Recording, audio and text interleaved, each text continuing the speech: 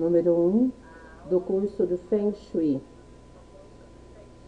O curso de Feng Shui, ele é promovido pelo IET, pela Universidade de Cursos Livres.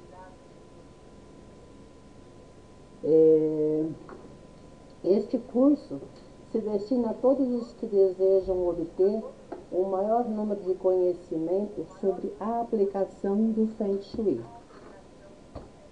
ou terapeutas que atuam buscando uma nova técnica para a manutenção da saúde, como também para ajudar a determinar e equilibrar determinados distúrbios energéticos existentes dentro do ambiente através do Feng Shui. Então, através do Feng Shui, nós terapeutas atuantes nesta área, nós podemos, além de ajudar outras pessoas, a fazer também a manutenção energética no nosso ambiente, no nosso lar, no nosso trabalho, né? Então, neste curso, os alunos têm conhecimento das energias que envolvem o homem e o seu ambiente.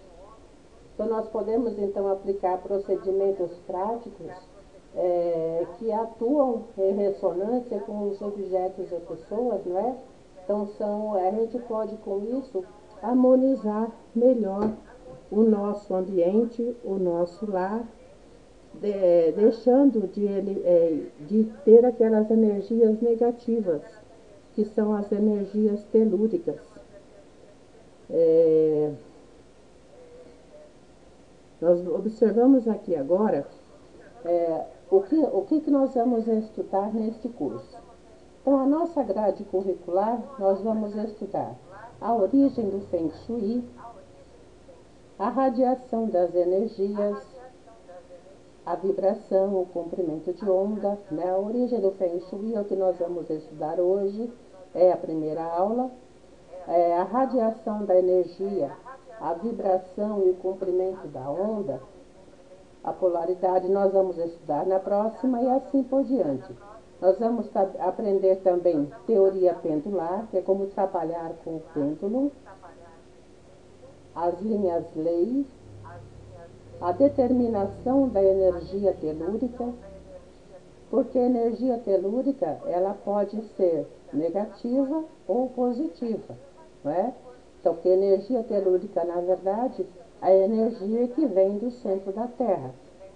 Quando ela é positiva, ela se transforma numa energia positiva, e negativa, né? O próprio nome diz, ela não é nada salutar. Prospecções radiestésicas, instrumentos radiestésicos. Então, para que a gente possa chegar no Feng Shui, nós vamos passar por algumas noções, então, de radiestesia. Então, porque a radiestesia é uma ciência que dá origem ao ensinamento do Feng Shui. Porque o Feng Shui ele existe há mais de 5 anos na China. E o Feng Shui é encarado como uma arte e a radiestesia ela é encarada como uma ciência. Então, após isso, nós vamos chegar no Feng Shui clássico. Vamos estudar o Feng Shui na atualidade, são as variações de estudos, né, de Feng Shui, as bases teóricas do dragão azul, tigre branco, chapéu preto, e vamos estudar estruturais, né, posicionamento, direção e distância dos eventos, e teremos a nossa avaliação e certificação. Através do nosso curso, nós vamos poder detectar, ao final do curso, os pontos energéticos dentro do nosso ambiente, seja o lar, seja a casa, a residência, comércio, né? Aonde estão os pontos negativos, aonde estão aqueles pontos realmente salutares, aonde estão aquelas situações que causam situações muitas vezes de doença, de enfermidades, ou de insalubridades para as pessoas. E a gente vai aprender a harmonizar isso. Isso é o nosso objetivo no nosso curso de Feng Shui. Mudando então o nosso slide, agora nós vamos iniciar o tema exatamente, o assunto realmente direcionado ao nosso estudo.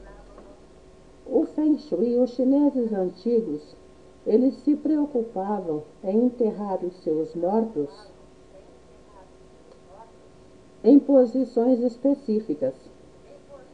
Eles procuravam colocar, principalmente os chefes da nação, chefe das tribos deles, em morros, né, em situações que mantivesse uma certa assim, visibilidade de controle de de todo o ambiente, de toda a visão. Então, eles acreditavam que depois de desencarnados, esses antepassados poderiam influenciar energeticamente os seus descendentes. E eles buscavam que essa energia fosse salutar. Muito espertos eles, muito sabidos, né? E nós sabemos que os chineses, eles têm uma filosofia milenar de controle de antepassados e de posição. Mas, deixando para lá, com o passar do tempo, esse estudo direcionou-se também aos vivos, e assim tem início os estudos como o local ideal das residências. Então, aí, os chineses começam a observar não só a, a posição da colocação dos túmulos dos mortos, mas também das residências. Eles começam a ver a necessidade, não é, de também com os vivos ter esse cuidado. Passando mais adiante,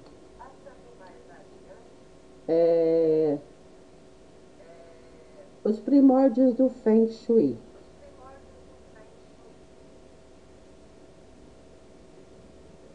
Isto é uma maneira, eu estou demorando um pouquinho, que eu estou procurando aqui o Feng Shui, junto, para a gente possa acompanhar junto aqui. Estudos do Feng Shui, nós vamos chegar lá só um minutinho.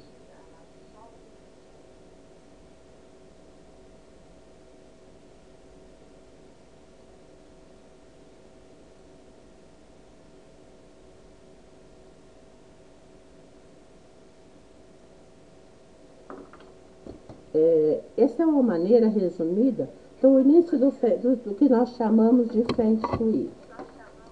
O Feng Shui associado à radiestesia se transformou num poderoso sistema de avaliação das energias que envolvem o homem e o seu ambiente, mostrando-nos de forma clara que este conhecimento é de fácil acesso a todos.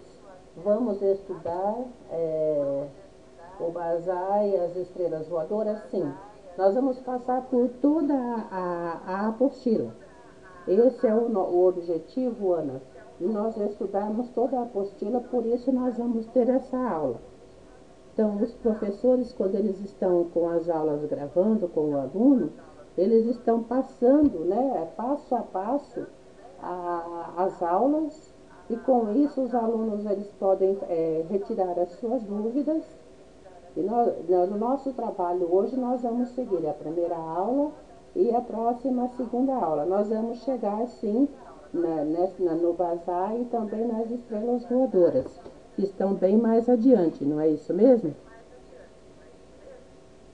Então, nós somos diretamente influenciados pela energia do nosso ambiente.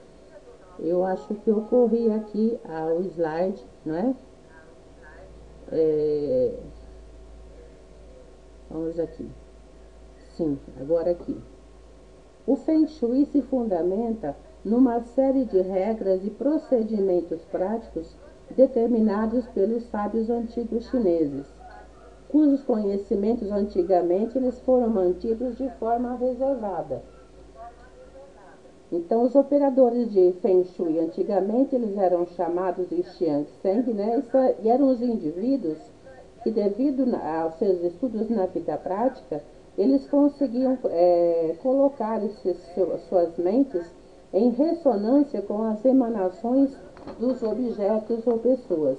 Então, ressonância, é interessante observar, ressonância que tudo também tem ressonância com as pessoas, os metais, tudo tem ressonância. E o Feng Shui ele faz exatamente atuar de maneira a unir, né, essas informações de maneira bem prática, de arte, bem dizer, associando tudo com a radiestesia. Então, a radiestesia é uma ciência que procura determinar o comportamento energético do homem em relação ao meio em que ele vive, bem como suas predisposições, possibilidades, níveis de energia encontrados num determinado momento e, inclusive, em função disso, a sua projeção para um futuro próximo.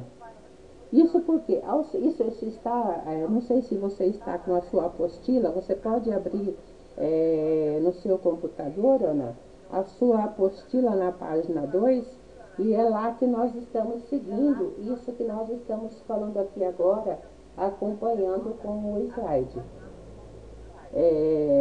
Então, ao ser realizada uma pesquisa energética no indivíduo, o operador radiestésico, que é o radiestesista, ele vai verificar as energias que circulam no corpo deste, bem como os seus bloqueios, o funcionamento dos seus órgãos internos, as afinidades com todos os objetos do seu externo e interno, né, como roupas, adornos metálicos, porque às vezes a gente pensa que a emanação ela é apenas interior, de nosso interior para fora.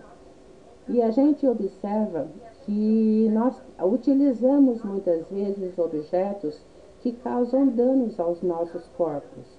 Por exemplo, eu não sei a sua idade, mas eu que sou jovem há um pouco mais tempo, quando eu era bem mais jovem, no trabalho de dentista, nas obturações, eles eram feitos com mercúrio. E o mercúrio, ele vai indo. Então você está um pouco mais jovem do que eu ainda. Eu tenho 58. Então, nós observamos que os trabalhos feitos com os dentistas, eles faziam com o mercúrio. Hoje em dia, o material é diferente, não sei precisar qual, não é? Mas esse mercúrio, ele vai, junto com o nosso organismo, ele vai causando danos. E assim também as próteses que muitas vezes possam ser colocadas, os alimentos ingeridos, os remédios, enfim, tudo que de uma certa forma o nosso corpo, ele pode aceitar ou rejeitar. E isso emana uma energia nociva. Considerando que o radiestesista não é um adivinho, e não é mesmo, o seu método de pesquisa, porque ele atua de acordo com a ciência, consistirá em verificar a existência de anomalias energéticas localizadas e, em função dessas, perguntar ao indivíduo pesquisado se teve neste ou naquele órgão doenças, disfunções, operações.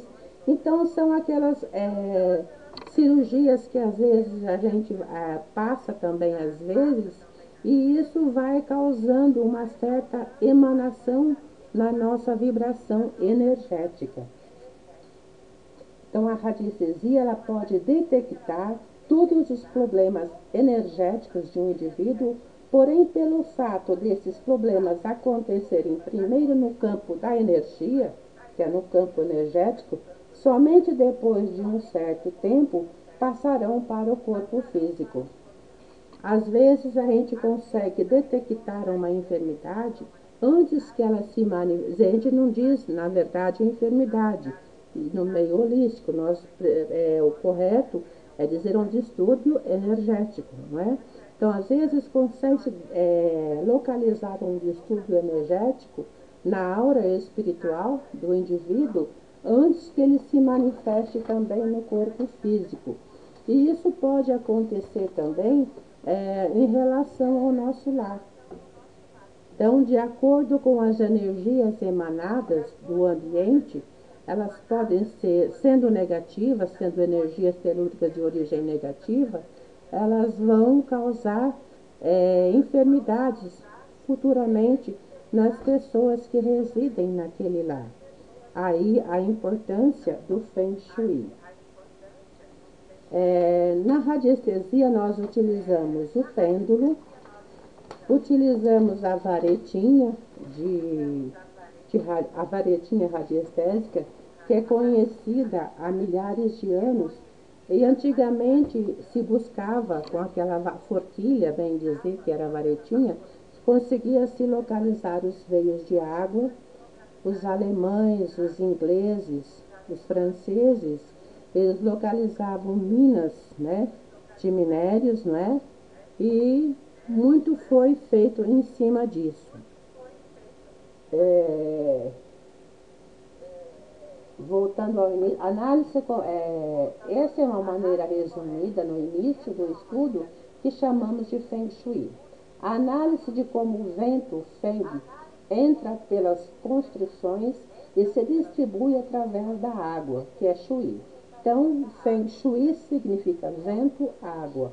É o estudo como o vento atua nas residências, entrando, né, e distribuindo-se através da água. Vamos ver se eu comprei um pêndulo. Semana passada você aconselha comprar uma forquilha, varetinha ou forquilha? Não há necessidade. Eu estou tendo só estou explicando para você que às vezes pode ser que eu demore um pouquinho para verificar, porque eu estou com 2 computadores abertos. Um eu consigo falar com você, que é a aula que nós estamos gravando pelo Internet Explorer, e no outro eu estou acompanhando o seu questionamento. Eu estou com uma dificuldade com o navegador de conseguir acompanhar as perguntas através da internet. Então, se eu demorar um pouquinho, você só me desculpa aí. Então, não há necessidade da forquilha. Em questão ao pêndulo, eu gosto muito do pêndulo do quartzo verde. Então, pra gente, ele surte bastante efeito. Então, o estudo do Feng Shui se determina, refere-se a estudar a energia vital, que é o Qi. O Qi é a energia vital que flui pela nossa casa ou ambiente de trabalho. Então, o nosso ambiente, a nossa casa, tá vendo? Que legal, né? Nós estamos conectados com o mesmo objetivo, tá vendo?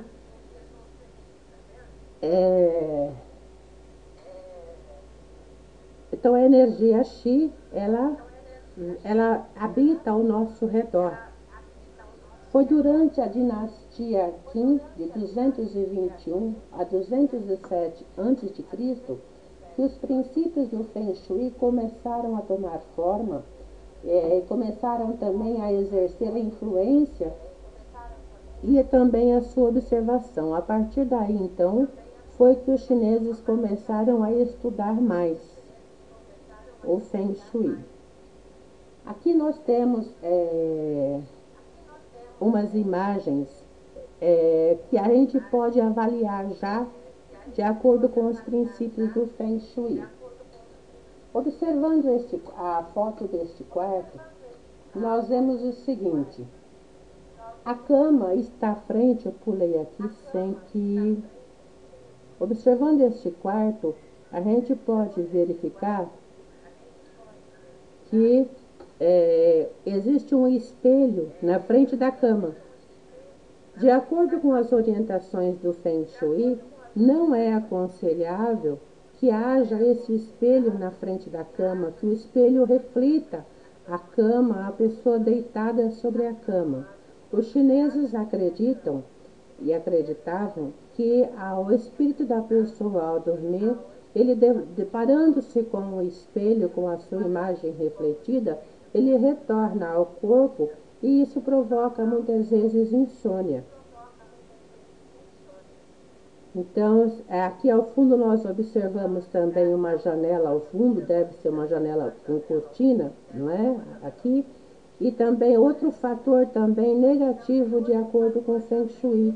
E não é aconselhável também que haja essa cama frente à janela, rente à janela. Então nós somos diretamente influenciados pela energia do nosso ambiente. É nossa função, então, cuidar de nosso espaço, objetivando uma melhor qualidade de vida a nós e aos nossos familiares. Então, são informações que a gente vai absorvendo e que a gente vai podendo informar e também modificar a nossa conduta dentro do lar, de maneira que a gente possa distanciar-se daquelas energias deletérias. Para isso são utilizadas técnicas que avaliam o movimento das energias do local e a partir de cálculos e análises são sugeridas curas. Aí no caso as curas são as alterações que proporcionariam o equilíbrio necessário. Nós observamos aqui também agora essa foto de uma sala, né? É importante observar também que o Feng Shui, ele se preocupa com a presença dos 5 elementos. E o que são os 5 elementos? A madeira, o fogo, a água, o metal e, vamos chegar lá, né? A terra. Então, nós temos aqui, é necessário que haja no nosso lar a presença dos 5 elementos. Quando falta algum, certamente vai haver um distúrbio energético naquele lar. Nessa sala, por exemplo, nós observamos a madeira, observamos a terra, porque está logo ali com as janelas bem abertas, a presença da terra, a presença das plantas, não é? Mas nós observamos aqui que estaria faltando, por exemplo, o fogo, né? O fogo poderia ser representado pela cor vermelha, né? Alguma coisa vermelha. Então, existem assim, deve ter aquela sempre a preocupação nossa em harmonizar o nosso ambiente de acordo com a presença constante dos 5 elementos. Por exemplo, na cozinha, nós procuramos ter o fogão e muitas vezes nós colocamos do lado do fogão a pia. Então, o que acontece? A pia tem a água e o fogo logo em seguida. O que acontece? A água, ela apaga o fogo, não é? Então, de acordo com o Feng Shui, o que se orienta? Que entre o fogão e a pia haja a presença de um objeto de madeira. Porque a madeira, ela desvia o contorno da água, não é? E aí, então, ela quebra aquela divergência existente entre a água e o fogo. Então, esse é apenas um exemplo que a gente está citando. Nós vamos estudar isso mais à frente. O próximo passo nosso, mudando o slide, né? O Feng Shui se fundamenta numa série de regras e procedimentos práticos determinados pelo sábio. Espera, deixa eu ver a pergunta aqui que você me fez. A cama encostada na parede do banheiro, mas somente no registro. Tem problemas? O problema, Ana, é que justamente aí é o seguinte, existe o cano de água, não é? Então, justamente esses veios de água a gente deve evitar. Então, aonde há esse encanamento, onde corre essa água, pode ser colocado um guarda-roupa ou um móvel aí que impede, sabe, que sirva assim de barreira para que não venha essa energia direto para a gente, né? Então é isso, é que esses veios de água, essas canalizações, nós precisamos tomar bastante cautela com isso. E é justamente isso que nós vamos aprender no transcorrer do nosso curso. A comentar, a cabeceira serve ou não? É justamente a cabeceira que é o problema, Ana. A gente precisa, sabe, sair dessa vibração, né? Então, se você puder realocar de uma outra forma, é justamente isso que nós aprendemos. Porque hoje em dia, nós adquirimos uma moradia, a gente não planeja igual os chineses planejavam, essa é a questão, né? Então, o que acontece? Acontece que a gente vai, compra tá morando numa residência, ou tá alugada, ou tá comprada, ela já foi construída de uma certa forma. Então, o que nós vamos aprender com o Feng Shui? Justamente acertar essas vibrações.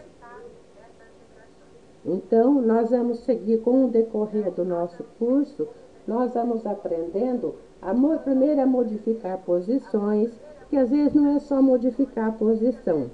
Lá bem mais à frente do nosso estudo, nós vamos aprender também a localizar milimetricamente dentro do nosso lar,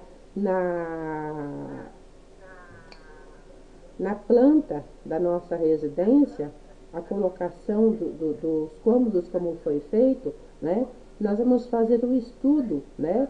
Através do baguá, nós vamos utilizar o pêndulo, e aí nós vamos localizar aonde estão os pontos energéticos negativos.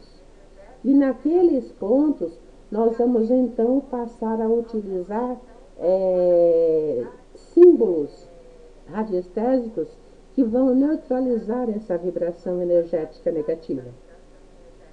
Então, é justamente esse o objetivo do Feng Shui: ajudar que a gente acerte essa harmonização, né? Consiga harmonizar o nosso lar energeticamente.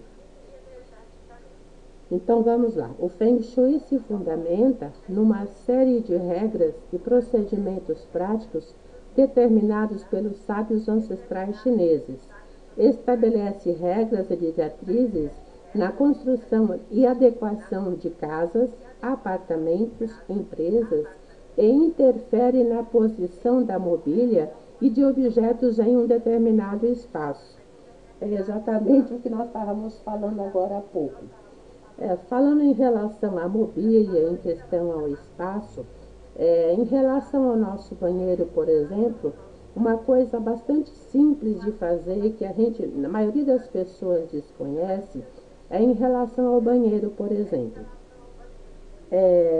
O sanitário, de acordo com o Feng Shui, a orientação é de que sempre o sanitário esteja tampado. Por quê? Porque ele é uma energia que vai sempre embora aquilo que não serve mais, que não é mais necessário, não é? Então, é necessário, é bom que esteja sempre o sanitário tampado. É bom também que os ralos dos banheiros, né, quando não está sendo utilizado do chuveiro, que sejam também tampados com tapete, né? Também as pias a tampa da pia. Por quê? Porque passa-se a ideia de que uma coisa que vai embora e não para, não segura nada. Por exemplo, a água, né? Então a gente mentaliza sendo a água um fluido vital, né?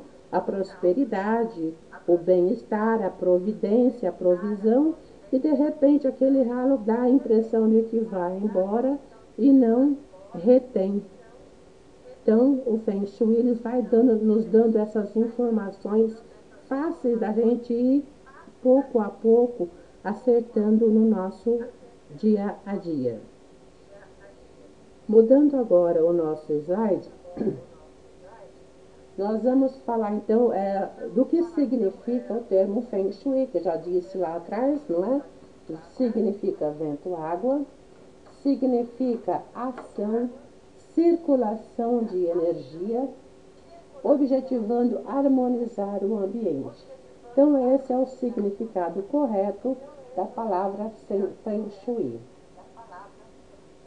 Ao ser utilizado o Feng Shui para determinar quais são os ambientes mais propícios, a correta distribuição dos móveis, o uso das cores e da decoração, nós vamos utilizar também as cores, né?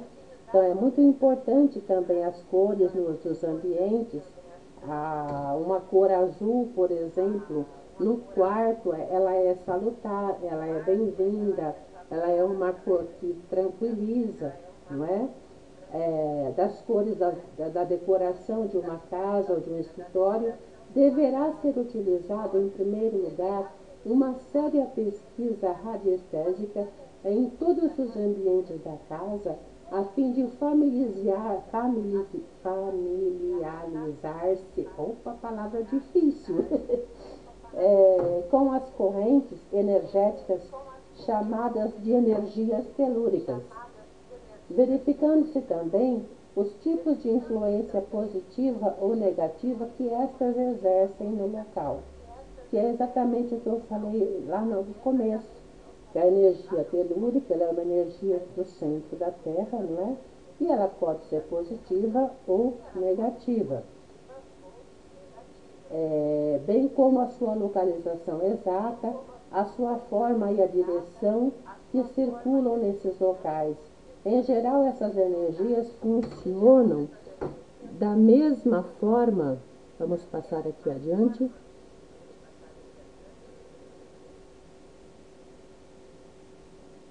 Elas funcionam também no corpo humano, né? Na qual os órgãos internos mantêm entre si um estreito relacionamento que pode sofrer a influência externa das energias que nos rodeiam, interferindo no nosso campo bioenergético de tal forma que o nosso corpo possa aceitar ou rejeitar a influência energética dos objetos externos, sejam esses de uso pessoal, como roupas, adornos, metais, pedras, produtos sintéticos, né? Os quais cada qual possui o seu próprio campo energético devido às suas cores, sua composição química, a imantação natural provocada pelo biomagnetismo devido ao contato e manuseio de outras pessoas. Então, é interessante observar isso que foi nos colocado aqui, que o nosso corpo, eles mantêm entre si um estreito relacionamento, os nossos órgãos internos. Só como título de experiência, no ano de 2002, eu precisei passar por um atendimento cirúrgico de vesícula. E o estado estava bem avançado. E o médico, após a cirurgia, ele entrou no quarto, ele com mais 2 médicos, eles disseram para mim o seguinte, que a minha vesícula ela estava gangrenada. Por isso eles não tinham conseguido fazer o trabalho com a videolaparoscopia. Então precisou ser feita a cirurgia convencional, que é aquele corte do lado direito do abdômen.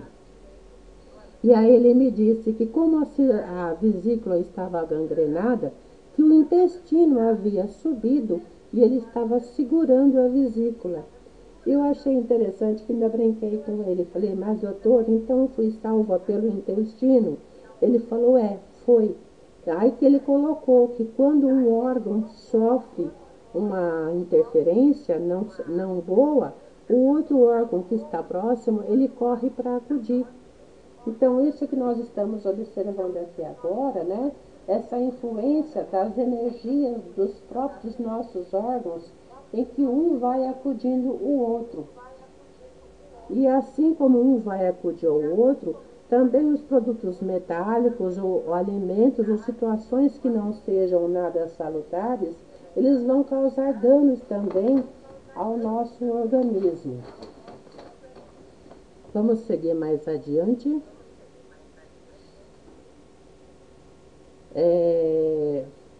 Quando a harmonia com o ambiente é alcançada, as pessoas tendem a se tornar mais criativas e produtivas, resolvendo melhor os seus problemas e atraindo mais abundância.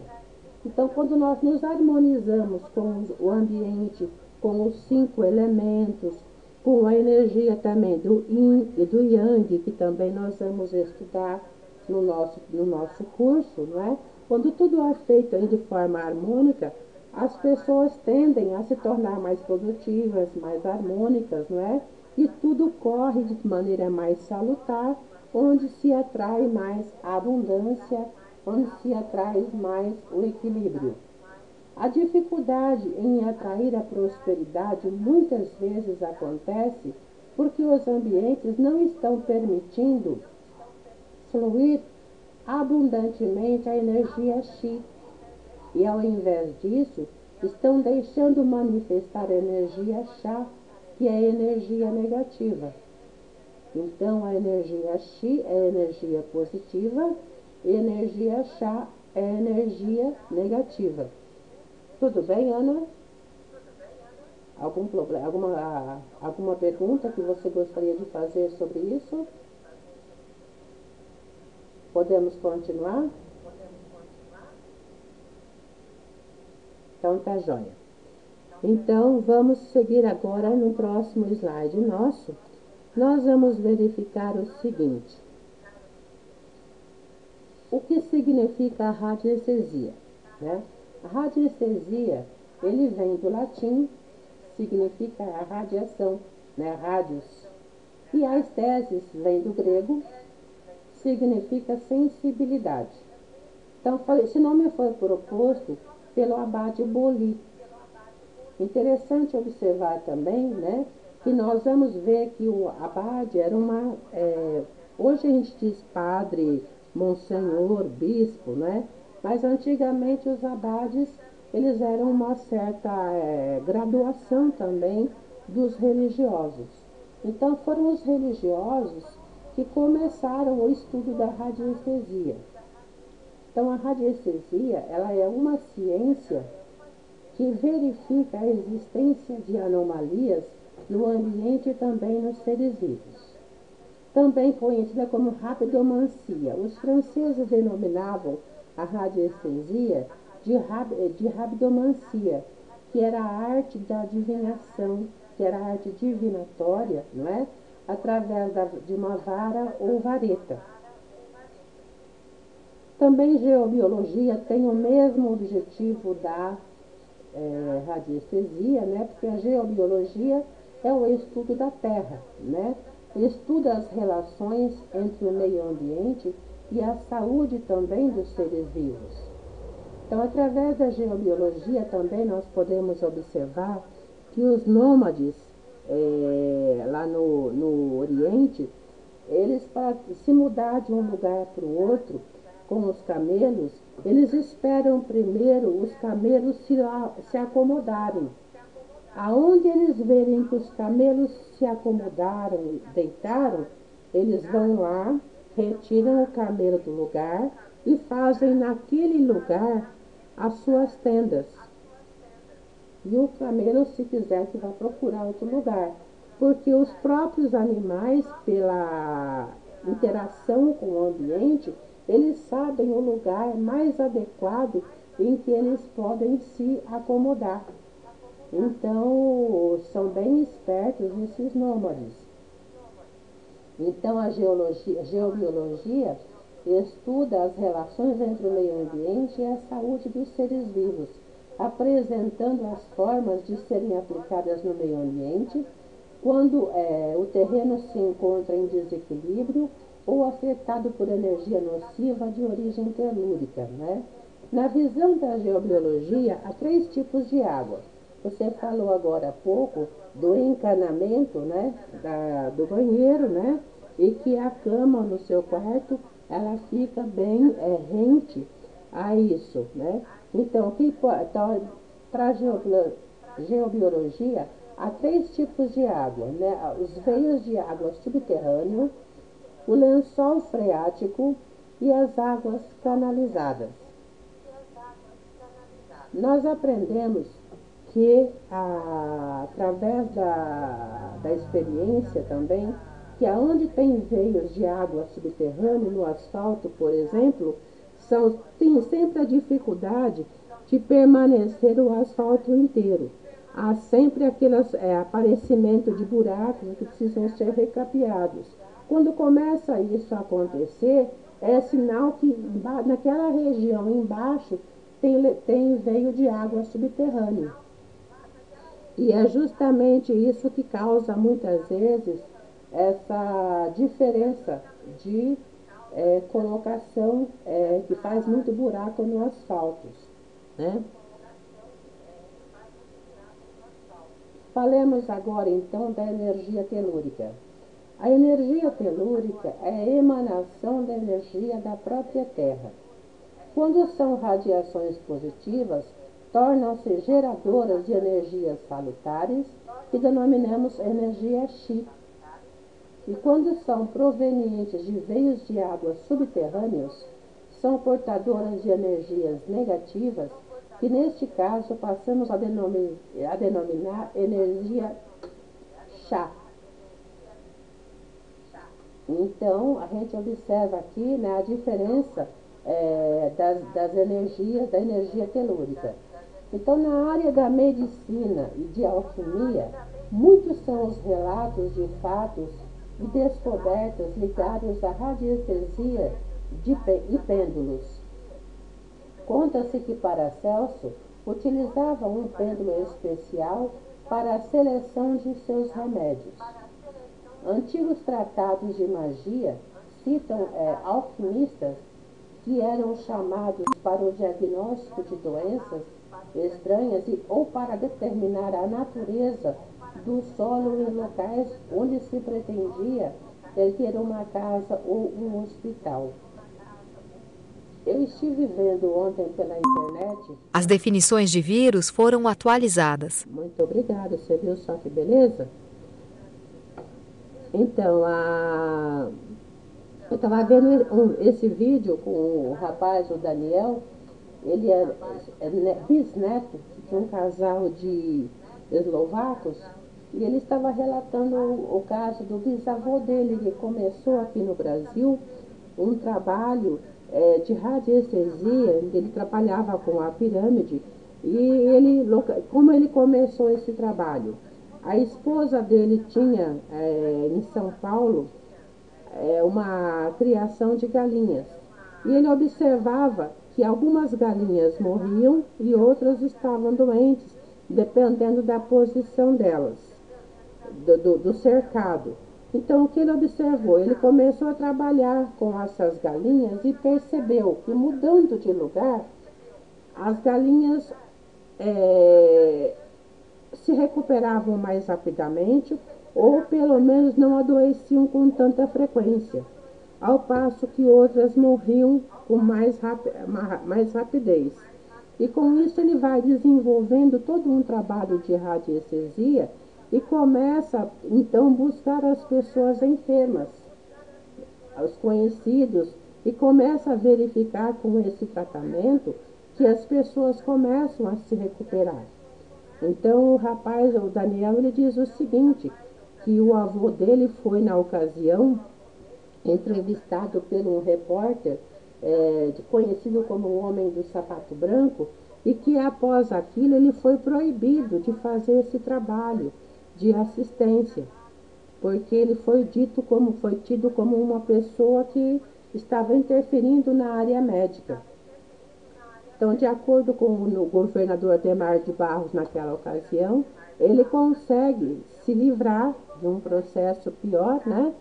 Mas ele vai continuando o estudo e ele vai fazendo todo um trabalho de adaptação e vai conseguindo localizar.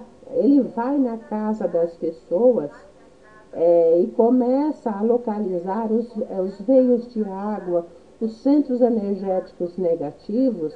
Ele vai orientando as pessoas para que se modifiquem as posições e vai colocando certos instrumentos que vão atuando como protetores daquela pessoa, e ele começa a catalogar bastante curas. Então, isso serve para a gente observar a importância do conhecimento da radiestesia. E a gente fala isso em questão de radiestesia, mas não dá para se falar em Feng Shui sem se falar de radiestesia, né?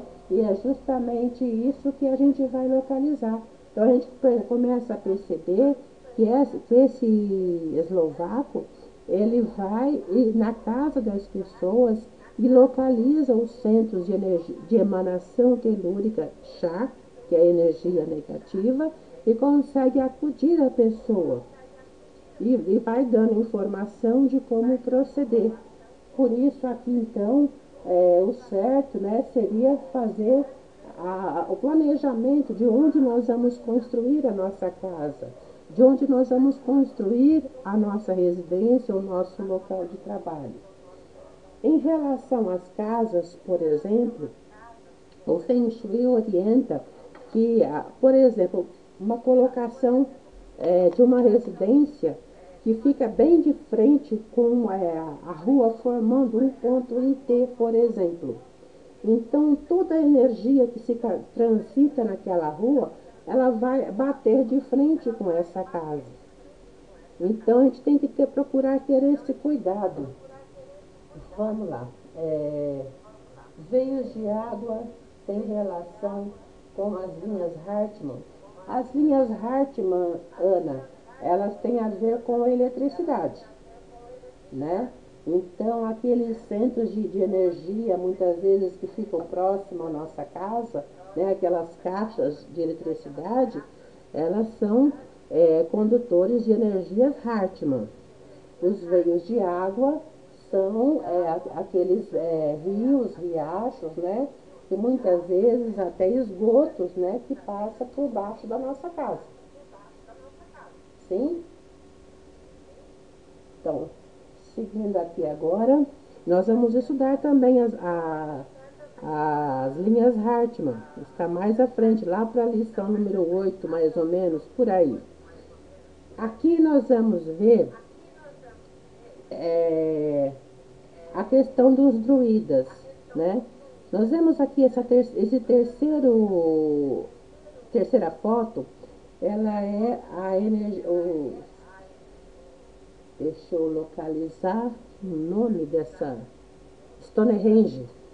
Stonehenge, essa localização, essas pedras com mais de 9 metros de altura, elas estão colocadas nesse local Stonehenge, na Inglaterra, há muitos anos, né? Foram colocadas pelos druidas. Então, existe aqui uma encenação, né, dentro do Stonehenge. Foi feito todo um trabalho pelos druidas de local adequado para se fazer os seus trabalhos de iniciação, de estudos, de meditação, não é? E aí, então, nesse plano aqui, onde eles estão reunidos, aconteça o que acontecer em relação ao tempo, essas pedras não se deslocam, elas não sofrem nenhuma interferência. Então, isso aí é um exemplo de como o estudo da energia, não é? Do ambiente, ela faz bem às pessoas, faz bem ao ambiente. Há informações, de acordo com a doutrina espírita, que Allan Kardec, numa de suas encarnações anteriores, teria sido um druida, né? Então, eu achei interessante essa colocação para que a gente pudesse ter apenas como informação. Aqui, essa foto, nós temos a foto do Roberto Boyle. O Roberto Boyle foi quem achou, né, por conveniência, a utilização da forquilha. Então, por isso que eu coloquei a sua foto aqui. Aqui está uma forquilha, né? Mais à frente, nós vamos observar agora o estudo do Yin e do estudo do Yang também. Então, nessa fase, Ana, dessa aula, nós estamos tendo um apanhado geral do que nós vamos estudar, né? E nas próximas aulas a seguir, nós vamos passo a passo na, na continuidade da apostila. Então, os chineses acreditavam que o Yin e o Yang são os pais do universo, não é? Então, que e o Qi, que é a energia, né? O amor que os une. Para exemplificar, para explicar como eles geram a multiplicidade das coisas, então eles passaram a representar o Yin e o Yang como uma linha contínua. Então, desses progenitores, de acordo com a crença deles, né, nascem 2 filhos e 2 filhas e mais tarde 8 descendentes, formam-se 8 trigramas. Então, cada descendente é associado a uma estação, cores, fenômenos da natureza. Eu já li quase toda a apostila e estou conseguindo acompanhar. Legal, que bom. Você já conseguiu, já começou a fazer os exercícios? Que você pode ir fazendo as tarefas também? Ainda não, né? Eu vi que você não. Eu tenho acompanhado aqui o seu trabalho e vi que ainda não começou. Mas pode começar a qualquer tempo, né? Que o tempo, na verdade, é a sua disposição. Você tem até 2 meses para que você possa terminar. E você vai observando que cada lição que a gente vai aprendendo, a gente vai crescendo mais. Tá? Nós vamos ir junto assim, passo a passo, pode ficar tranquila, né? Então, o princípio dos chineses é utilizado em toda a cultura chinesa. Então, esse princípio deles, né? Do Yin e do Yang, da medicina I Ching, então, o grande oráculo do Oriente. Então, aqui mais só para informação, esse slide que aí está. Aqui nós temos um baguá colocado no centro de uma residência, né? Na sala, de acordo tendo a porta de entrada, logo após a porta de entrada, e aqui então a gente direciona, né?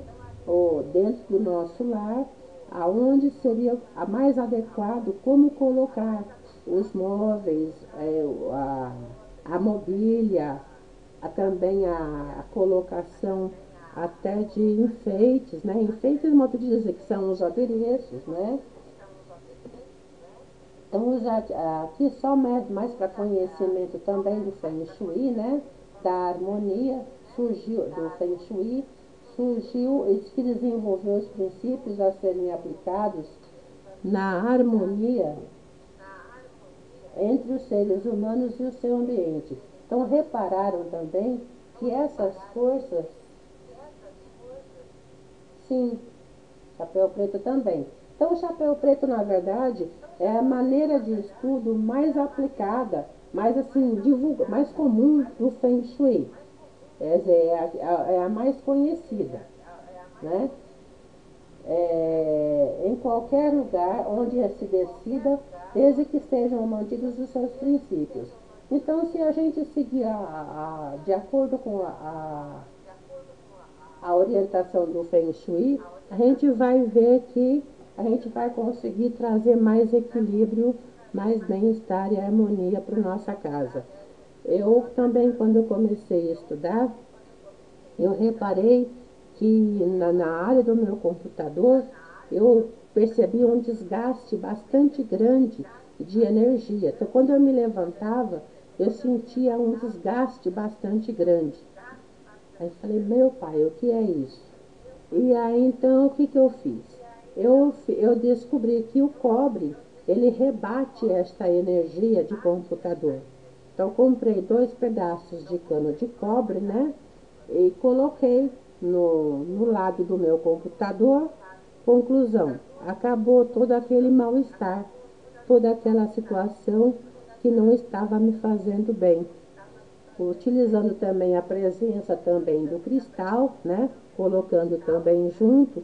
Então, são situações. Então, eu coloquei porque aqui ao meu lado eu tenho dois, porque tenho o material da internet, tenho a CPU, tenho a impressora, tenho o monitor, e no fim você vai, tem o telefone perto. Conclusão, você vai percebendo que está sobrecarregado de energia, né? Então, eu preciso contrabalançar isso. Então, o que que eu fiz? Eu simplesmente peguei um cano de mais ou menos uns 20, 30 centímetros quase cada um e coloquei do lado da CPU e um pouco mais adiante também, justamente para distribuir essa energia, né? E coloquei também, aí consegui adquirir um reloginho de cristal, né? E então eu coloquei aqui, conclusão, deu um total equilíbrio.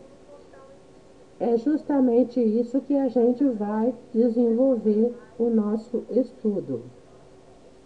Passando mais à frente, mudando o nosso slide, dei um pare aqui, só um minutinho. Então, voltando também no Yin e o Yang, o Yin e o Yang são forças que se manifestam fisicamente na natureza por meio dos 5 elementos da Terra. Da Terra não, dos 5 elementos. Aqui é o que eu havia dito, né? O fogo, voltando, meu amigo aqui resolveu correr. Deixa eu parar ele aqui.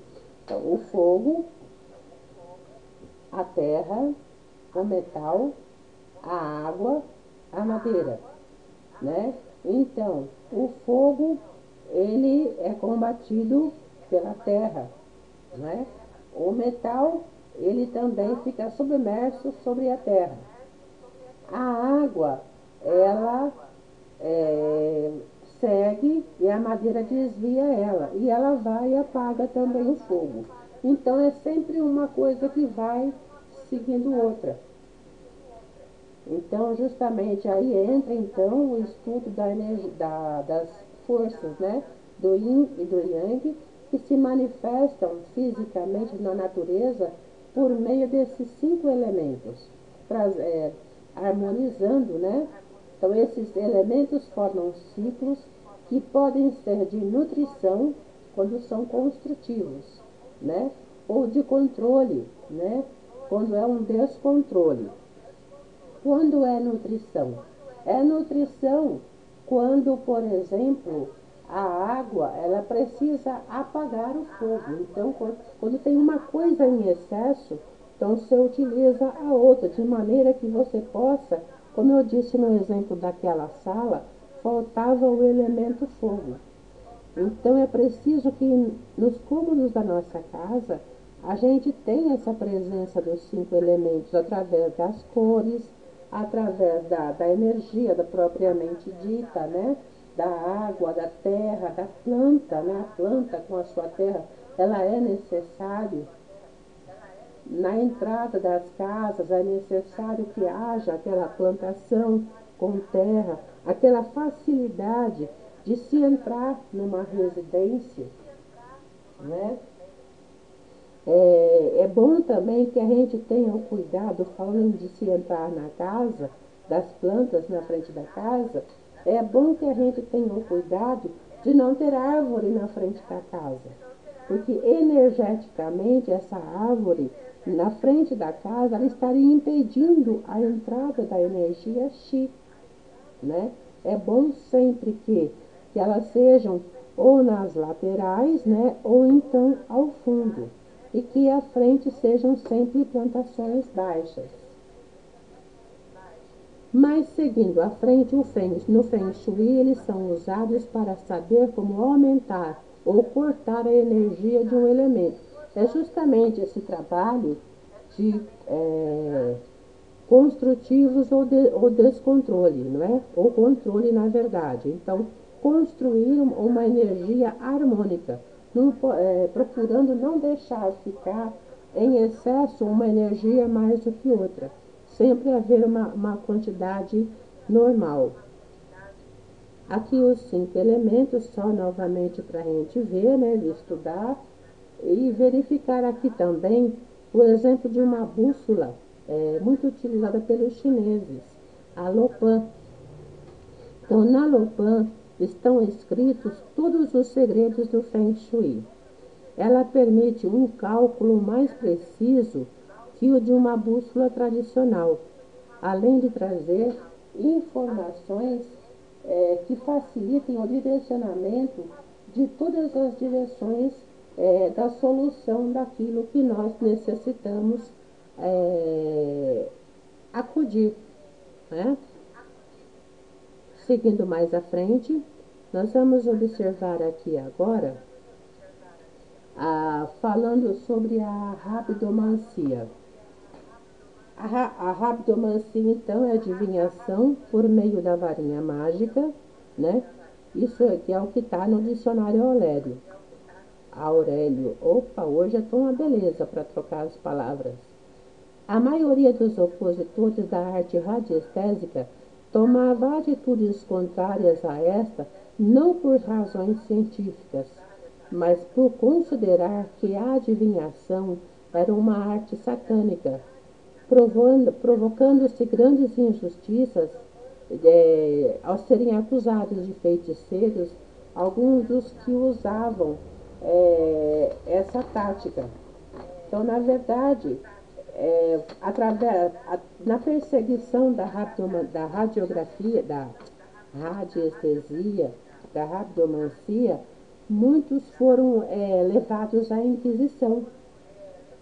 Foram proibidos de utilizar dessas energias, da atitude da radiestesia, porque foram acusados de bruxos. Muitos morreram também por causa disso. Aqui nós vamos ver o seguinte aqui. Mais à frente, rabdomancia.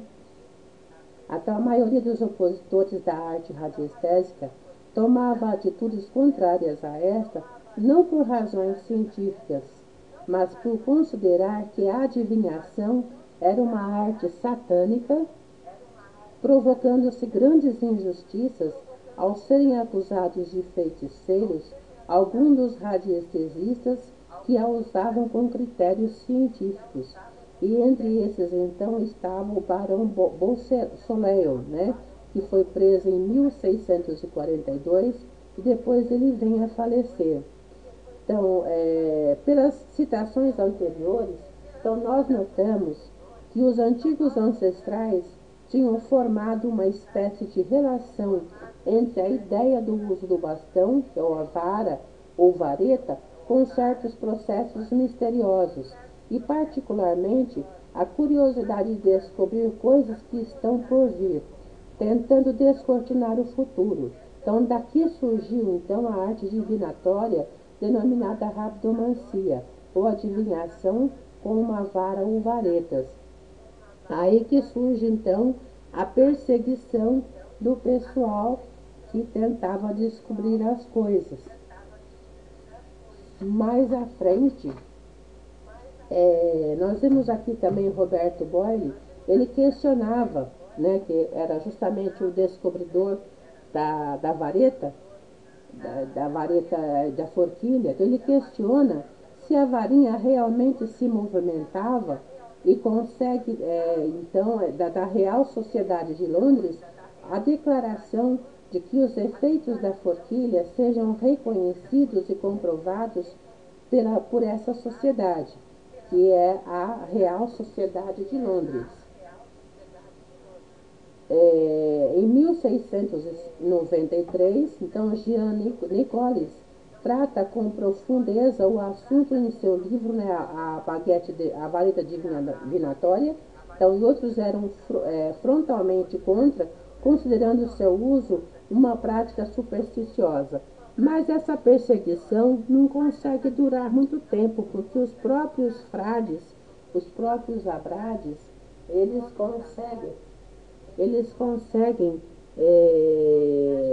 precisam das varetas, que precisam localizar veios de água, né? Esse era o único meio que eles tinham.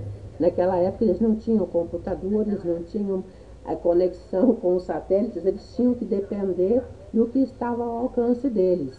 Então não surtiu muito efeito essa proibição da religião. Então, aqui olha, vários teólogos de prestígio da época aderiram às ideias contra as varetinhas divinatórias, o que após o julgamento da Academia de Ciências provocou o decreto da Inquisição em 26 de outubro de 1701. Considerando o uso da varetinha proscrita para sempre dentro da igreja. Mas é aí que eu estava dizendo, não surtiu muito efeito, porque eles mesmos precisavam da varetinha para que eles pudessem dar continuidade no seu trabalho, de vivência principalmente. Vamos ver aqui agora. Então, aqui nós temos o Abade Boli, né? O Abade Mehmet. Então, também são, a gente vê pela roupagem, né? São estudiosos e são da igreja.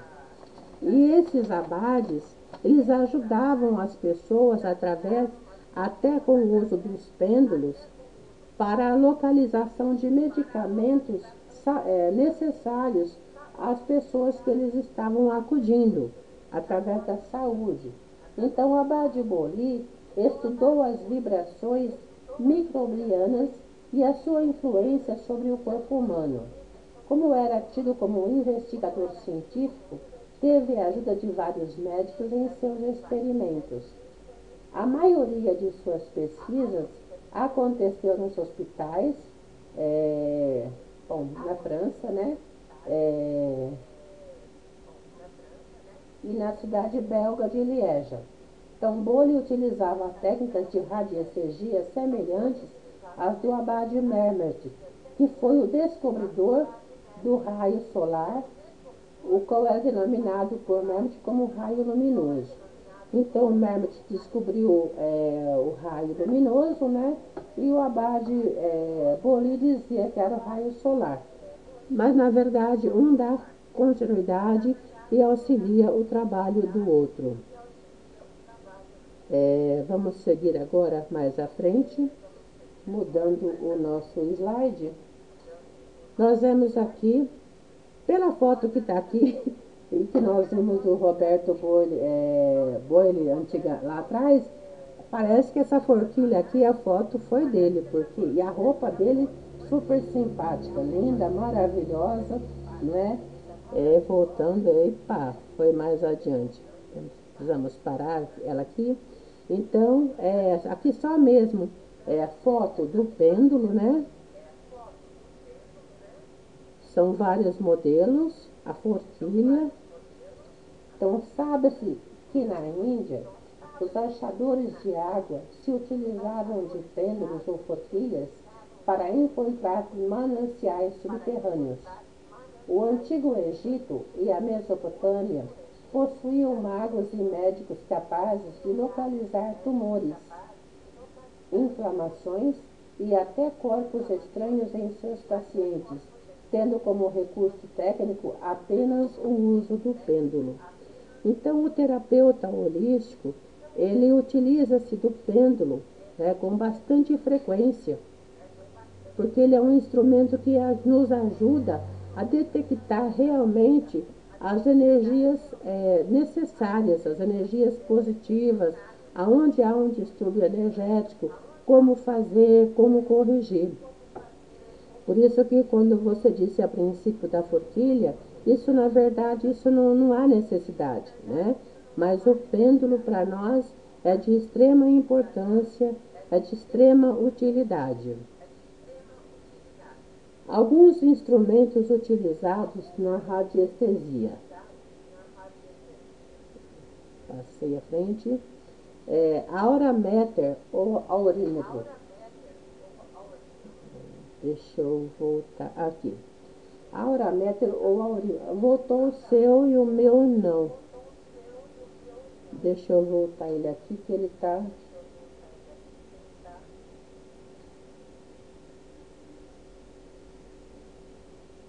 Ah, não, tá indo sono agora sim. Deixa eu ver agora. Eu consigo mudar não aqui e demora para chegar para você. Então tá. Aurameter ou aurímetro. Esse daí é um detector de aura. Detecta o campo energético por meio da forma, por efeito da forma, determina o campo aurâmico da pessoa. Então, através do aurímetro, do aurameter, a gente consegue detectar a largura, o tamanho, a espessura da aura de uma pessoa. Então, aqui mais um exemplo de pêndulo, né? Eles podem ser de diversas formas, podem ser ovais, cilíndricas, redondos, podem ser também de madeira, metálico, de quartzo, não é? Chapéu preto, papelada, Lúcia, e o aurímetro precisa adquirir um. Olha, Ana, o aurímetro é mais para um trabalho de radiestesia, né? Como o nosso trabalho é Feng Shui, nós estamos falando de radiestesia justamente porque uma coisa vai levar a outra, né? Quer dizer, para conhecimento. Mas o aurímetro não vai fazer, não vai ter grande utilidade para o trabalho de Feng Shui, porque o objetivo do Feng Shui é harmonizar o ambiente, né? O que nós estamos utilizando aqui agora são apenas informações gerais, né? Para que a gente possa depois falar de Feng Shui sem que não fique aquele vazio anterior, né? Nós precisamos falar de material utilizado na radiestesia justamente para que a gente possa ter conhecimento, ter fundamentos e saber qual é a origem, para que usa, não é? Mas o Feng Shui, o que ele vai utilizar? Ele vai utilizar do Bagua, ele vai utilizar do pêndulo, né? A gente vai aprender as energias Hartmann, a energia telúrica, né? A localizar isso dentro da nossa casa. E o que nós vamos precisar é só o pêndulo, por enquanto. Tá? E o baguá. Baguá, isso a gente vai precisar. Vamos seguir então agora. Mais o próximo slide. As utilidades do pêndulo. Então, na radiestesia, o pêndulo ele vai funcionar como um braço de alavanca que cria um momento de força, onde a massa do pêndulo atua como um ponto de apoio. Então, nós vimos o exemplo anterior. Vou voltar só um slide aqui agora, para que a gente possa ter a ideia. Nesse slide aqui, né? Aqui nós vamos verificar essa foto do meio, né? Aqui está um pêndulo, uma mão, né, um braço segurando o pêndulo. Então, esse braço nosso vai funcionar como uma alavanca. A maneira correta de segurar o pêndulo, aí está desenhado, né, justamente assim, e é isso que nós estamos dizendo nesse slide lá na frente. Então, nós vamos voltar aqui à frente agora, né? A utilização do pêndulo. Só um minutinho. O meu slide não está batendo com o seu. Deixa eu voltar novamente ele aqui.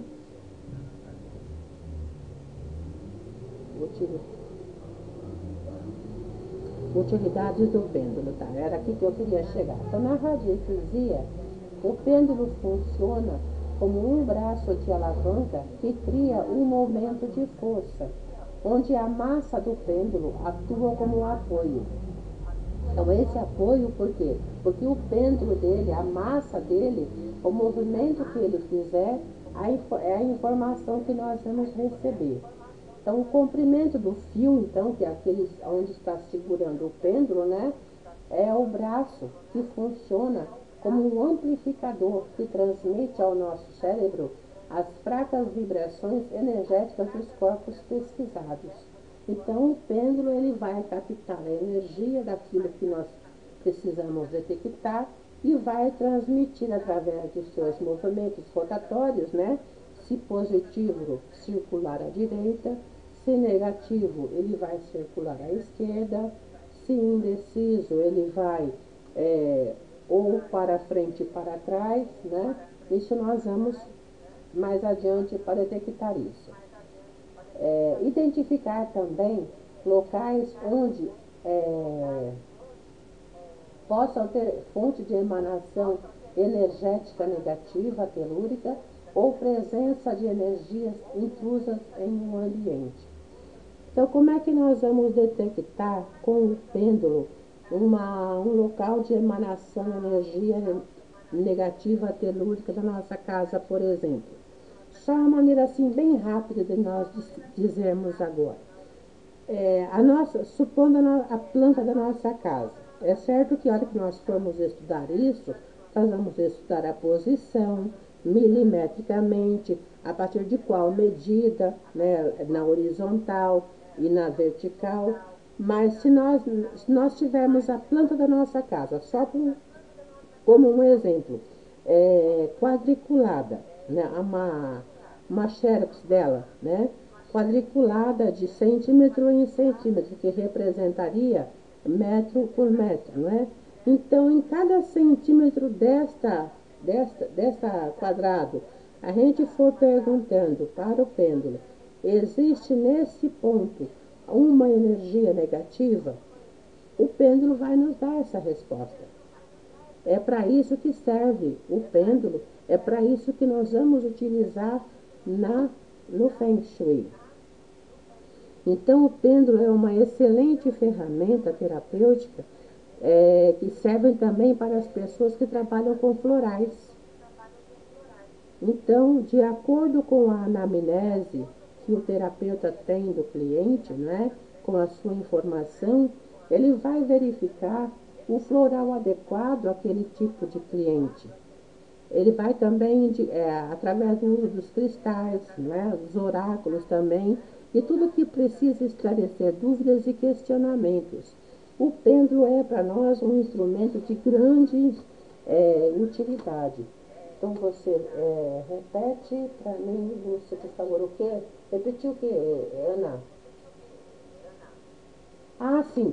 Ana, eu só citei isso daí, por exemplo, como um exemplo, tá?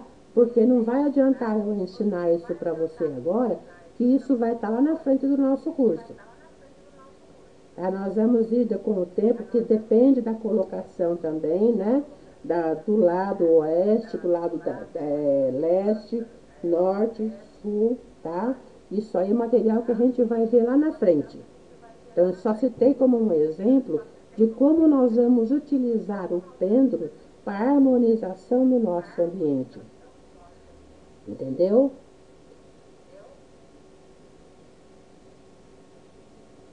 Então, tá. Então, agora aqui nós vamos passar para vamos ver mais alguma coisa que eu possa falar ainda para vocês em relação ao material que nós já vimos aqui. O Abade Mehmet, no seu livro Abrangência do seu método, ele diz o seguinte, desde que 1893 venho realizando buscas subterrâneas. Então, se a Inquisição começou em 1871, atrás do pessoal, então ele diz aqui que desde 1893, então aqui se fundamenta a ideia de que a Inquisição não conseguiu barrar, principalmente os abades, né? Então, desde 1893, venho realizando buscas subterrâneas em média na razão de 50 por ano. Não me parece temerário afirmar que uma experiência de 44 anos me confere autoridade suficiente para reclamar perante os sábios, sejam quais forem, que a radiestesia se constitui uma ciência. Então, uma ciência, a informação é verdade, diz ele, e que aqueles que a combatem hoje serão forçados amanhã ou depois a se inclinarem, e se não diante das explicações, pelo menos diante dos fatos. Então, nós estamos hoje no ano de 2013 e nós estamos vendo a importância da radiestesia. Então, a gente analisa hoje, consegue avaliar todo o trabalho que os radiestesistas iniciantes tiveram lá atrás em efetuar através dos seus estudos. Falando também em energia do ambiente, como eu falei em relação aos camelos, em relação aos nômades que se utilizam dos camelos para detectar os lugares adequados para fazer pelo menos a estadia deles, né, enquanto eles estão naquele lugar. É interessante notar também que os animais, eles percebem, conseguem captar com facilidade as radiações. Eu estive lendo uma obra oriental, uma obra japonesa, em que o autor diz que os ratos, eles moravam na época da guerra do Japão com os Estados Unidos, havia um paiol em que em cima desse paiol os ratos estavam ali, morando ali. E de repente, uma semana antes, todos os ratos sumiram de lá. E chamou a atenção dos donos daquele paiol. E aí eles conseguem, então, depois observar que uma semana após os ratos terem sumido de lá, houve um incêndio naquele paiol. Então, os animais, eles têm essa facilidade de se direcionar, de se captar com a energia do ambiente. Assim também o pombo-correio, ele sempre, seja onde for que ele for colocado, ele sempre volta em linha reta ao seu ponto de origem. Então, embora o homem viva em meio de emanações e ondas ou raios de toda espécie que o atravessam continuamente, a sua consciência está atenta às coisas que lhe afetam diretamente os sentidos, não percebendo as radiações. Então, nós não percebemos as radiações, mas os animais captam essas radiações. Descobertas cuidadosas, comprovações têm sido levadas a cabo com a varinha ou com o pêndulo em vários ramos da atividade humana, de modo a ampliar cada vez mais o já vasto campo de utilidade da radiestesia. Então, os nossos sentidos, eles captam as ondas da luz, o som dentro de uma limitada escala vibratória, sendo insensíveis às vibrações existentes acima ou abaixo dessa escala. Então, nós conseguimos captar a luz, conseguimos captar o som, mas depende da escala. Alguns animais, como os cachorros, por exemplo, têm um alcance auditivo bem mais elevado que o nosso, alcançando ouvir numa faixa de 40.000 vibrações por segundo. Portanto, ouvem sons que para nós não existem. Então, a gente pode observar muitas vezes que os cachorros, quando um filho nosso está para chegar, se ele estiver, por exemplo, a um quarteirão antes de chegar em casa, o cachorro ele já fica atento. Ele reconhece que aquele familiar, aquela pessoa conhecida está chegando, né? Então, outras frequências vibratórias diferentes das do homem são usadas normalmente pelos sentidos de alguns animais, como a vista telescópica das aves de rapina também. O ouvido finíssimo dos gatos e outros felinos, o faro e ouvido dos cães, o olhar das corujas que conseguem ver no escuro, né, onde para nós haveria necessidade da luz, a coruja ela consegue ela só se movimenta no escuro, né? Para os quais não há obscuridade, constitui alguns dos exemplos que afirmamos. Então, o que é isso a não ser os animais em total assim equilíbrio, sintonia, bem dizer, com as energias das radiações? Podemos mencionar outras faculdades próprias de alguns animais que ultrapassam os meros sentidos, por exemplo, o pombo-correio, que eu havia dito, que podem ser considerados radiestesistas naturais, que captam, através de um raio direcional, a localização do seu ninho, e quando soltos a muitos quilômetros de distância, voam para ele em linha reta. Então, os morcegos também possuem um radar natural, que lhes permite desviar-se de qualquer objeto no escuro.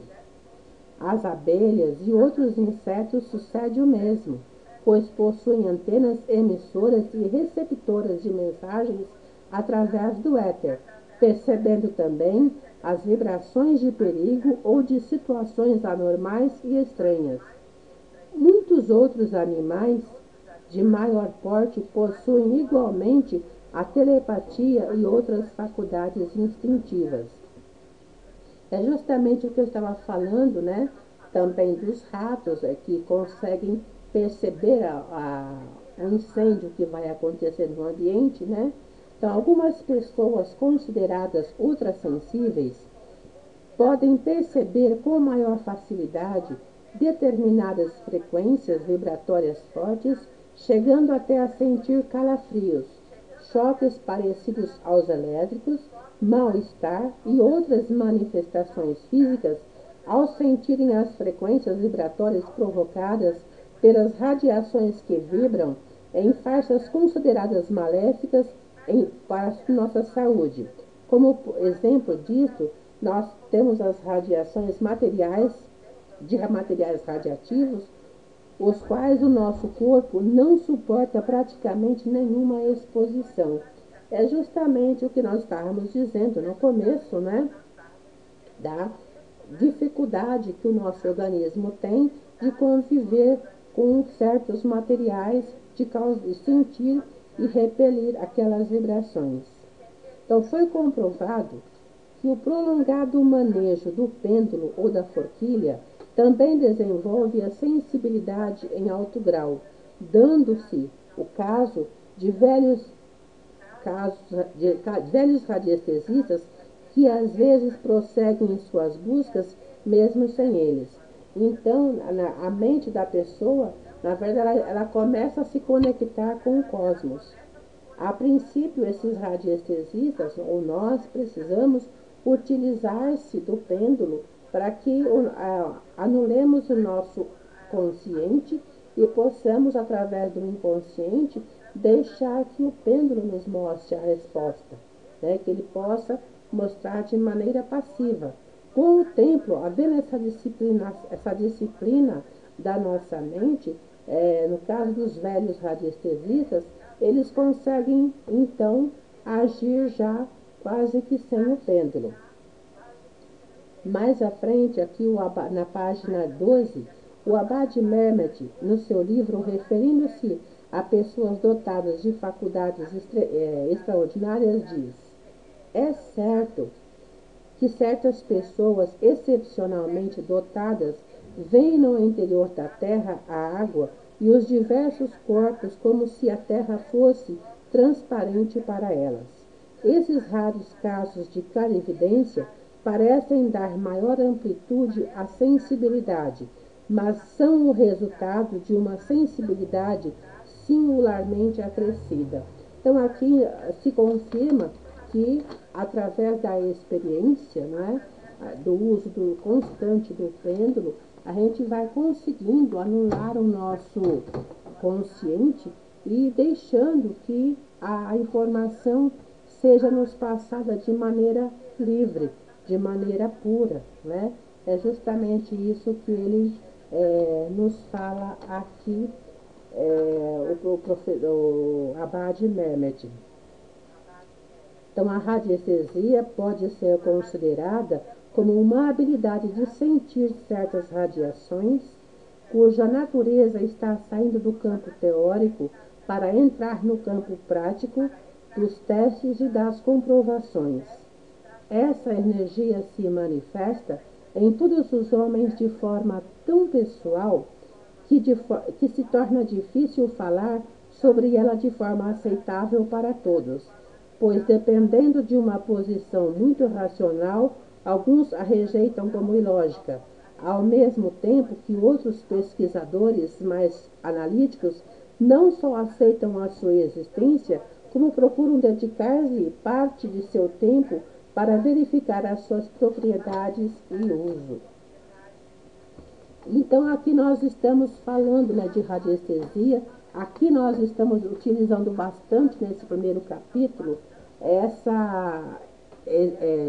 desenvolvendo bem o assunto radiestesia, porque no segundo capítulo nós vamos começar a falar de energia propriamente dita, né?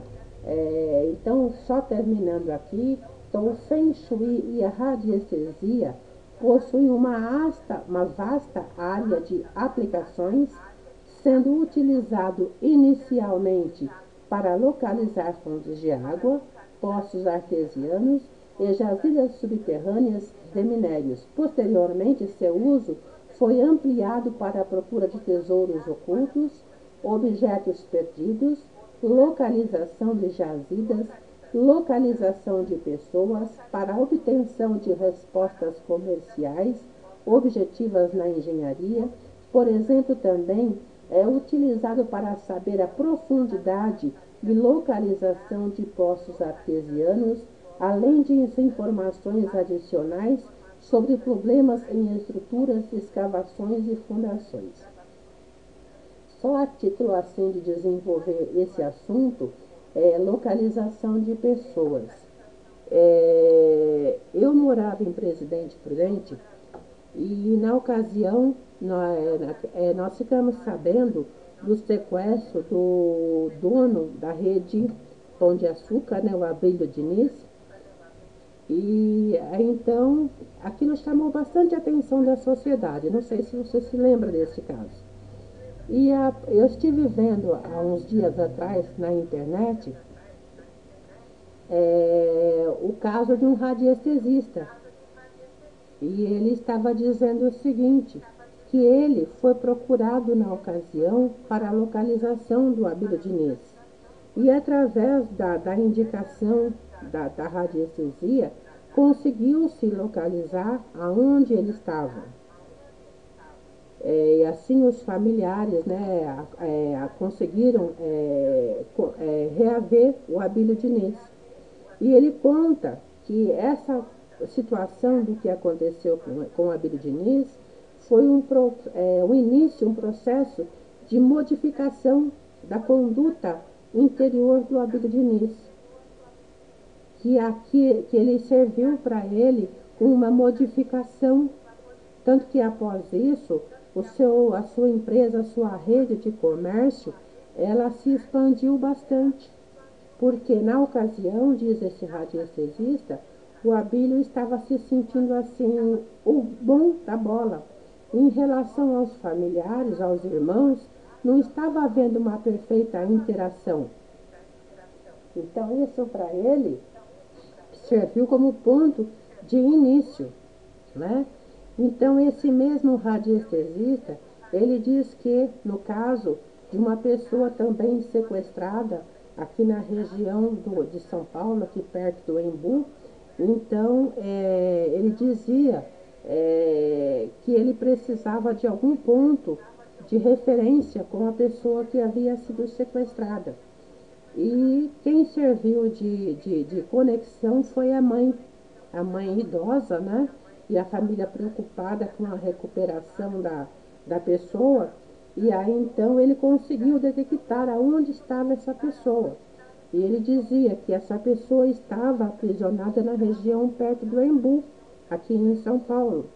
E aí a família dizia, mas nós estamos recebendo ligação do Rio de Janeiro. E ele não, ele está aqui, e aí ele conseguiu, através da utilização do pêndulo, né? ele conseguiu a informação de que a pessoa estava no meio de bastante periculosidade e que ele seria devolvido na região do Embu e colocou o lugar certo. Mas ele falou para a família, muito cuidado, né?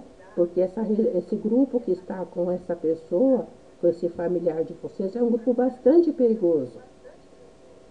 E aí, conclusão, uma semana, ele informou que há uma semana seria o prazo para eles devolverem esse familiar.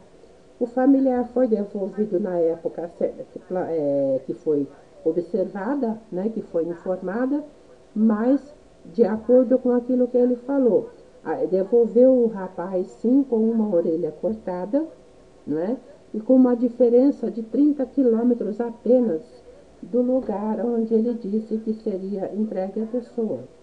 Então, aí, quando se leva a radiestesia a sério, não é? Se encontram radiestesistas que trabalham de maneira adequada, consegue-se acudir as pessoas. Então, é o que exatamente Merritt diz que desde 1893 ele estava trabalhando, buscando veios de água, de minerais, e que haveria ocasião em que as pessoas teriam que se render aos detalhes da radiestesia. E é exatamente isso que a gente está constatando agora. Então, em relação a jazidas de minerais, os alemães, os franceses, eles foram os que mais se preocuparam, experientes no caso, em localizar minas, veios de minerais, né? Foram os que mais estudaram em relação a isso. Para muitos chineses, o Feng Shui é considerado uma arte, para outros uma ciência. Mas, na verdade, para nós, estudantes hoje do Feng Shui, né, nós vamos compreender que o Feng Shui é uma arte, né, desenvolvendo habilidades para tornar o nosso ambiente um lugar mais agradável de viver.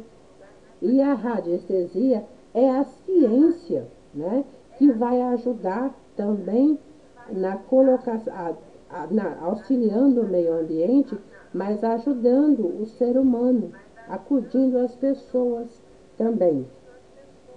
Pois o método do Feng Shui possui suas características peculiares de pesquisa, com as quais determinam-se a existência de anomalias energéticas localizadas em residências, locais de trabalho, jardins, terrenos e outros locais específicos situados em rios, vales e montanhas. É exatamente o que nós estamos falando desde o início.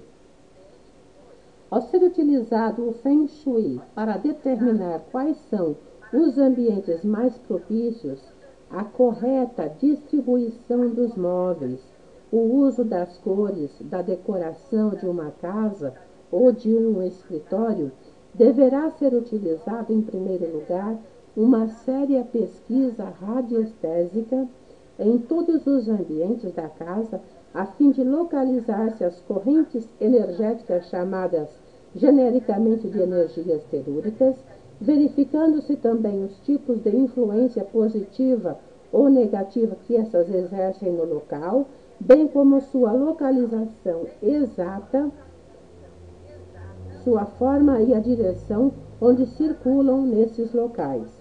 Então, em geral, essas energias funcionam da mesma forma que no corpo humano, né?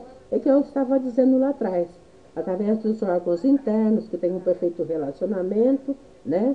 Então, o leitor que se dedicar com certa regularidade à prática racional do Feng Shui ficará deveras surpreso com o rápido desenvolvimento de suas habilidades geomânticas, que lhes permitirão determinar as energias que coexistem no seu habitat, provocado pelas energias telúricas procedentes dos cruzamentos das correntes das águas. Então, é uma coisa que nós estamos falando, repetindo algumas vezes. Correntes das águas, veios de água, né? Então, isso daqui são os elementos que muitas vezes transmitem vibrações de enfermidade para as pessoas habitantes dos lares. Da posição da casa ou apartamento, da disposição dos móveis, da decoração, dos aparelhos eletrônicos, dos vasos de plantas, dos jardins, internos e externos, bem como fazer o diagnóstico do funcionamento de todos os órgãos e sistemas vitais de uma pessoa ou de seus familiares, verificando seu estado de saúde, né? A situação presente num futuro próximo, né? Pois qualquer doença ou problema que atinja o nosso corpo físico se manifestará primeiro em nosso campo energético, passando depois para o nosso corpo físico. É o que eu falei a princípio, não é? Dá muitas vezes um distúrbio energético.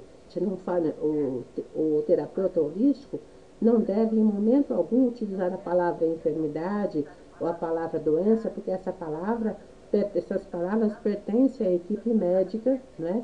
E nós não somos médicos, nós somos terapeutas holísticos. Então, o terapeuta holístico, ele consegue detectar, através da radiestesia, os distúrbios energéticos do seu cliente e consegue lhe informar, né, com certa antecedência, os meios de tratamento em que ele possa esquivar-se de um problema futuro. Aqueles que levam a sério os estudos geomânticos, especialmente na área terapêutica, perceberão que poderão dispor de um poderoso instrumento para pesquisas, as energias vitais, que são o sustentáculo do homem. Este conhecimento pode ser considerado como a ponta de um iceberg, que acaba levando o estudioso a se interessar pelo estudo de fonte de outras energias que contribuem para a manutenção da vitalidade do homem, tais como a acupuntura, a aerofitoterapia, a argiloterapia, a cosmoterapia, a cristaloterapia, a cromoterapia, o Douyin, florais de Bach, oligoelementos, oligoelementos são aqueles que são os ortomoleculares, né? Os florais brasileiros, né?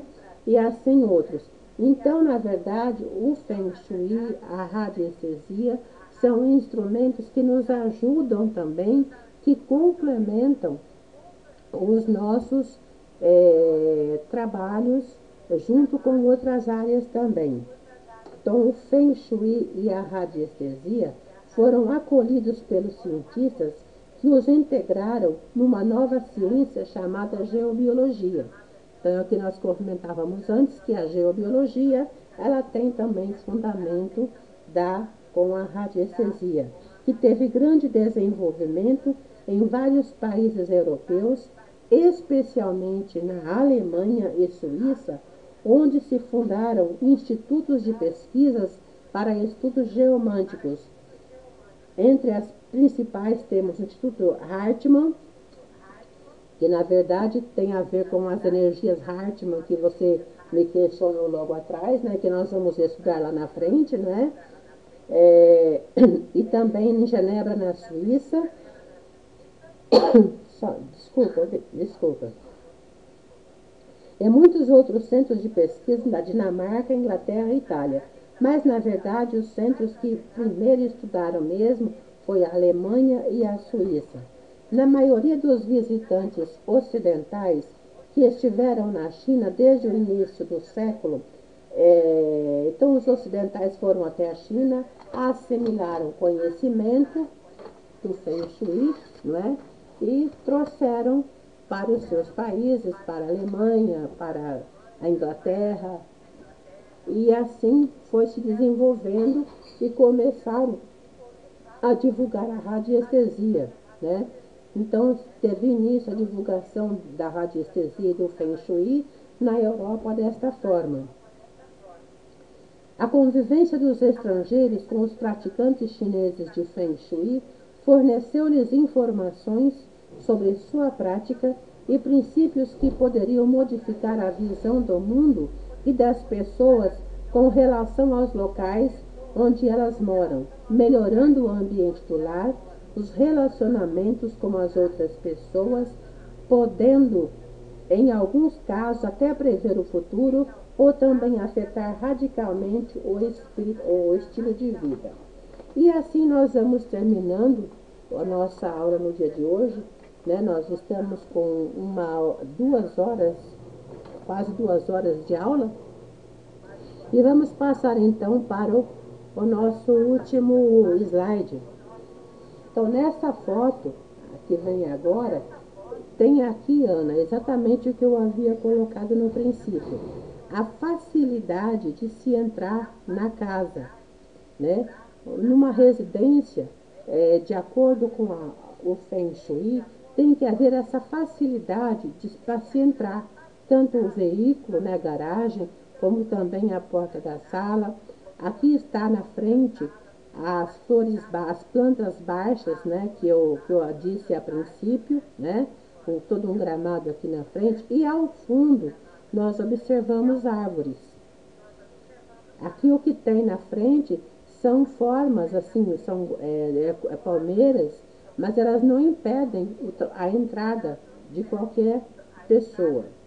O que nós observamos aqui também, de acordo com o telhado. O telhado, ele simboliza a facilidade da queda de água, né? A claridade também para a casa, né? As janelas aqui, da maneira como são colocadas, permitem ao interior da residência receber a claridade, que é a energia do sol, a luz do dia, né? Então, são algumas, assim, situações em que a gente vai colocando e que vai aprendendo com o começo. Hoje em dia, a gente não se consegue planejar uma casa dessa maneira, comprar o terreno, avaliar a planta do terreno primeiro, ver a localização dele, se é sentido norte, se é sentido oeste, ou sul, ou leste, não é? Mas, supondo que a gente consiga fazer, de acordo com o Feng Shui, o correto seria fazer isso. Se não possível, como dificilmente consegue se fazer isso no nosso dia a dia, né? Pela dificuldade de se achar espaços adequados à construção, à residência, então o Feng Shui ele vai nos orientar, né? Como modificar, como fazer as curas, as alterações necessárias para que o nosso lar também receba essas vibrações energéticas que possam melhorar a nossa convivência do lar, o nosso ambiente de trabalho e assim outras coisas mais. Alguma coisa é impossível realmente. Então a gente vai aprender, né, com o ensinamento do Feng Shui, a ir adequando o nosso ambiente, de maneira que a gente se sinta mais alegre, mais feliz, mais harmonioso, né? Tudo é o que nós queremos, curas, soluções, não é? Então é justamente isso que nós vamos aprender no decorrer do nosso curso. Alguma coisa eu poderia dar informação para você daquilo que já foi dito hoje, Ana?